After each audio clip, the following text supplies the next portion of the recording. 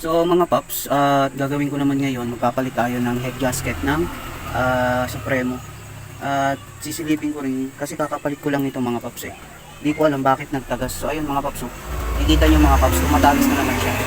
Ngayon, i-check ko kung bakit tumatagas. Sira na siguro na naman tong ito, yung head gasket ng Supremo, no.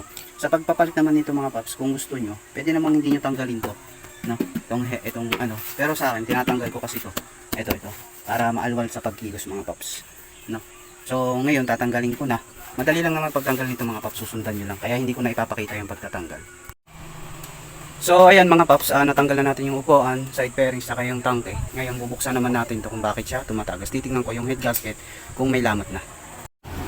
So itong mga paps, yung gasket niya, okay pa naman siya kasi kakapalit ko lang nito eh. Bago pa siya, wala namang tama eh. So ngayon yung gagawin ko mga paps, ito, lilinisan ko na lang to. Ito, lilihain ko to mga paps para pantay na pantay yung lapat ng gasket. Baka siguro tumatagas, tapos sigpitan ko na lang yung mga tornilyo mga paps. So ayan mga paps, okay na siya. Malinis na, napunasan na natin, nag-fix na siya. Kaya ngayon gagawin natin, babalit na natin yung head gasket pati yung head ng cover niya. So ito mga paps, okay na siya, naikabit na natin. Nakita natin yung head gasket. Hindi pa naman siya tama talaga, wala pang tama, hindi pa siya punit mga paps eh.